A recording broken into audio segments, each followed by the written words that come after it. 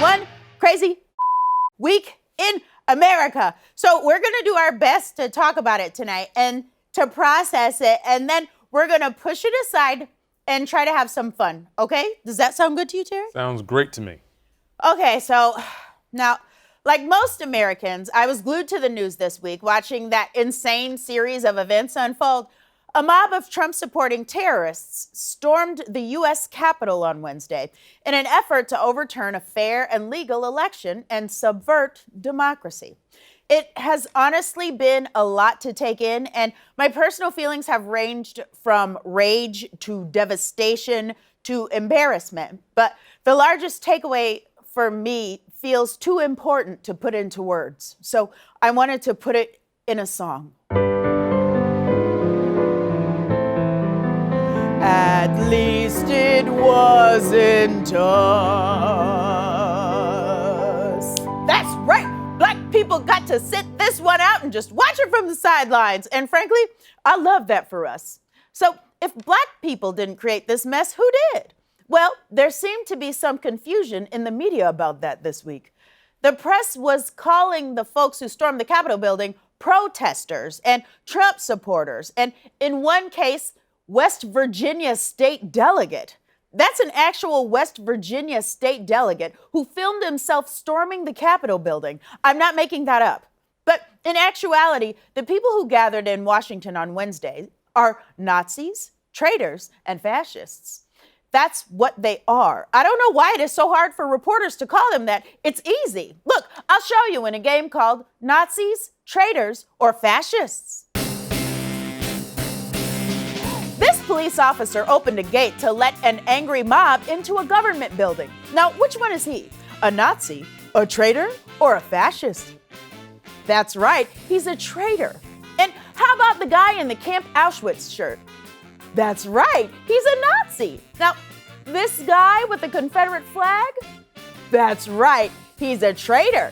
That flag literally means traitor. There was a whole war because of it.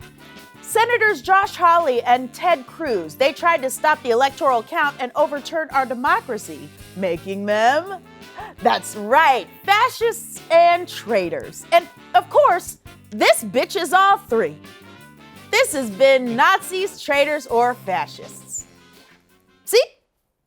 That was easy. I can do it, and I didn't even go to a journalism school. I'm just a lady with a mouth and some words. Now, as anyone with eyes can see, Wednesday's terrorist attack was committed by, for the most part, a big old bunch of white people.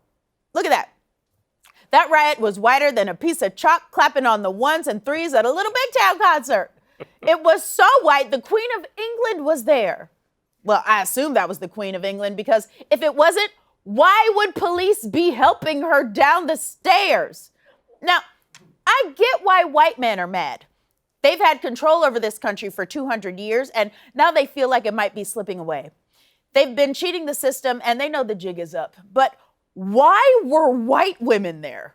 To feel superior, white supremacists need someone to treat like crap. And when there are no black people around, who do you think is the most expendable?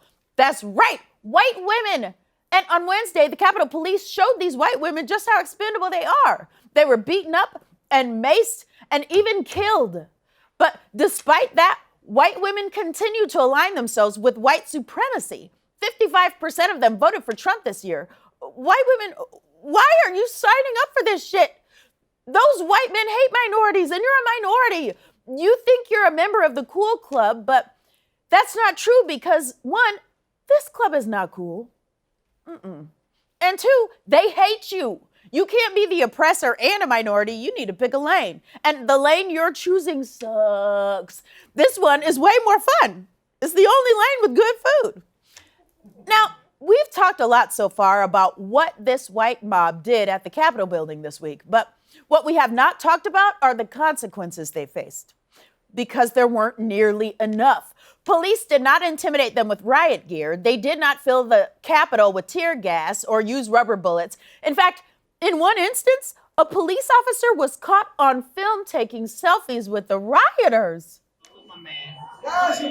ACAF. What is happening? Why are they taking a selfie? Cops treat innocent black people like criminals and criminal white people like fans at a BTS concert.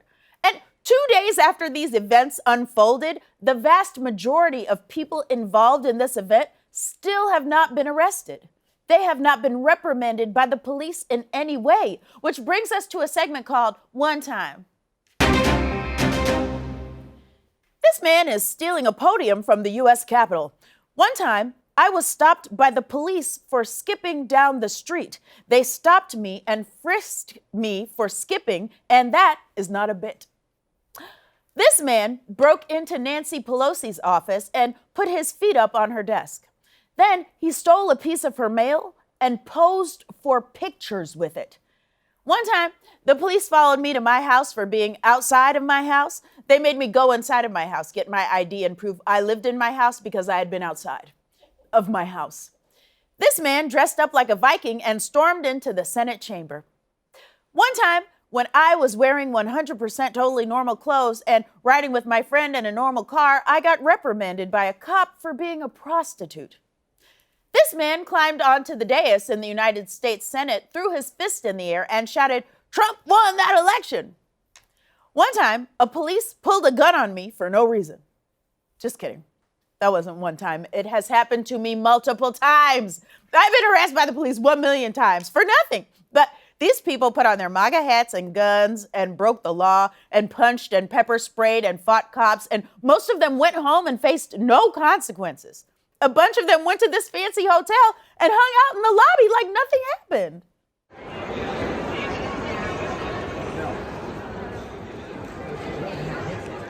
Just straight lounging. You know what I thought when I saw that clip?